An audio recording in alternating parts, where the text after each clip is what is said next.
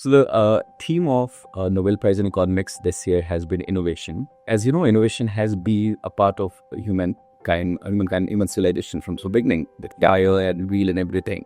What is it that these papers and these authors, Nobel laureates, have highlighted which is so different as compared to the innovations that have happened in the recent past? Okay, firstly, let's begin by congratulating the 3 Nobel laureates in economics and social sciences. So Joel Mokyr, Philippe Aghion, Peter Howitt. I mean, it's breathtaking work. As you rightly said, we've always spoken about sustained economic growth, but never we have realized the importance of technological innovation that comes in and drives economic growth, right? So this year, the Nobel has been split in 2 ways. Joel Mokyr, is an economic historian, got one half of the prize, whereas Philippe Aghion, Peter Howitt got the other half of the prize. Joel Mokyr got it because he demonstrated the mechanisms through which we can innovate, channels, whereas Philip and Peter Howitt showed why companies invest in those, better products or better production processes through which innovation can happen. So if you ask me the long and short of it, Abhishek, it is the power of innovation that drives sustained economic growth. That's 3 different people worked separately, 2 in one and one in another, and then together they sort of did mathematical work and then they showed that this is what happens. And why this is important actually,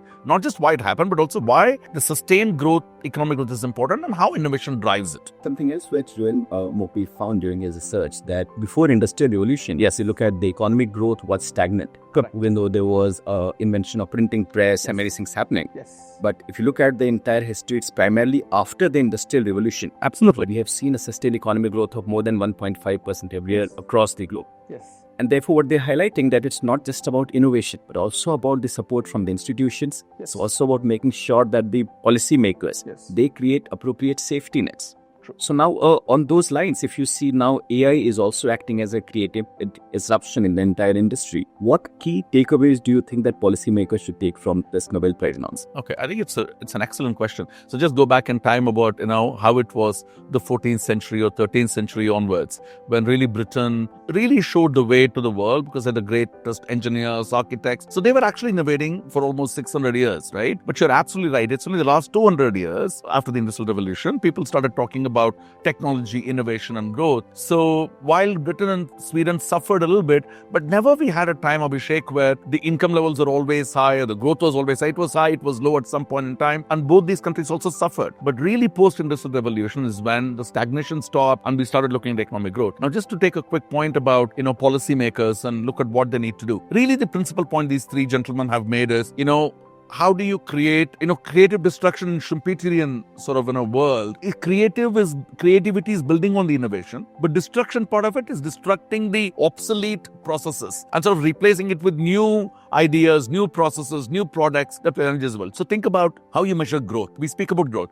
In my view and in most people's view would not be just GDP, right? Money is not the only thing that drives. So don't you think about how we've had, Abhishek, in the last 20 years, better healthcare, better housing, better lighting, better internet. We talk about AI now. I mean, all these also is a part of the economic growth. We shouldn't stop, when it's a sustained growth, we shouldn't really stop at GDP. And I think that policymakers, not just in India, but if you see the real layoffs that are happening in the IT industry especially, there's a need to create safety net. Yes. So, of course, the job of the government is not to save jobs, but to ensure that workers get regularly skilled and re-equipped. Absolutely. In line with how the entire industry is transforming. Because what these gentlemen have said that with innovation, support of institutions is also important. No doubt. So that a section of the society is not left behind. I think it's very important to make this, just think about skilling versus people getting degrees. And today in universities, we're facing great challenges about, how skilled are our people. We probably end up with great degrees, but are these guys skilled enough? So in fact, our own profession, for example, is under tremendous challenge with AI tutors and AI coming into the classrooms. So not only the students at a university level, but also the professoriate, if I can use that word, academics need to also get really heavily skilled, because if you're bringing in such amount of technology and innovative practices in a industry, the education sector is no longer immune from any of those. So creativity also needs to be at its best here, right? So therefore, as a university, as a sector, we need to create enough incentives, enough challenges, enough motivation for people to be skilled. And that's really the hallmark of the work that Mokyr, Philippe Aghion and Howitt have done, is to show how this is a continual process. Without technological innovation, you will never be able to have sustained economic growth. You can have growth, but it will never be sustained.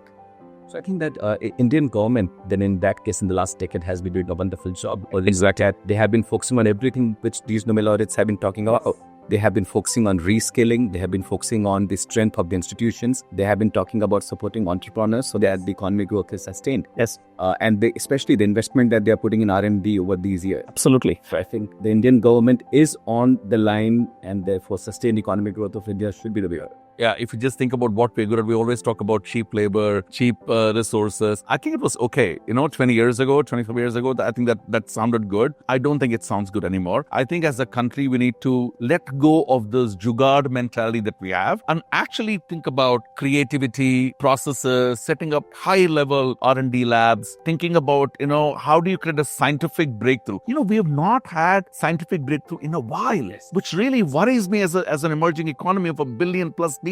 We're not able to do that. So I think this work of the 3 Nobel laureates clearly demonstrates for a great emerging economy like India, where you really want to focus on how do you create innovation? I mean, what are those channels that requires you to break through? We have not been having such fantastic work happening in India. We've really been looking for a quick shot, a quick fix or a band-aid solution. But we must stop that. We must really now move on to a culture, to a science of progress. And it's about humanity, right? See, economic growth is not just about some number that we're showing. Every innovation that you bring, and that is the great work that Joel Mokyr has actually shown in his work, that every innovation you bring in, it actually impacts mankind. It actually impacts humanity because we tend to embrace it so beautifully. So as a country, Abhishek, we must now really look forward to creating wonderful startups, research labs, great ideas that at one point in time we were doing, and for many number of years we've stopped it. So I think we need to kickstart the process. And since we are in academia, this new move by the government of India to invite prominent universities from outside, increase competition for the academics here, Absolutely. I think is also a step in that, no doubt, because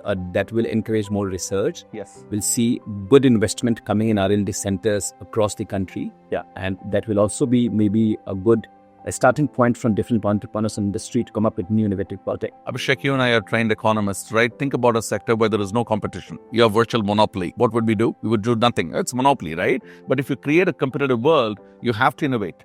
You really have to. So the policies, the procedures, the processes, the incentives, if it drives towards competitive nature, then companies would be forced to think about how do you better innovate? How do you bring better products to the world? How do you bring, more efficient products? And when universities now come in to our country, 12 universities have agreed to come. When they come in, there is going to be huge pressure on the talent, both from a faculty side of view, the student side. You're going to have tremendous pressure on research, high quality research, because these are universities that have faculty that publish in top journals. So you will have that pressure coming in. Unless those pressures come in, I think people don't really wake up and smell the coffee. I mean, I know it's a very sort of academic Nobel laureate kind of a talk, but still, I feel that competition is absolutely critical for us to be able to innovate better. So to conclude what you have said and what I have been saying, that it's not just invention and innovation that has been highlighted by these Nobel laureates, but how innovation has to be supported by institutions. Yes. Appropriate safety nets. Yes. And then appropriate environmental conditions which are necessary for the entire economy to get upskilled and actually contribute so that the sustained economic growth stays. Yeah.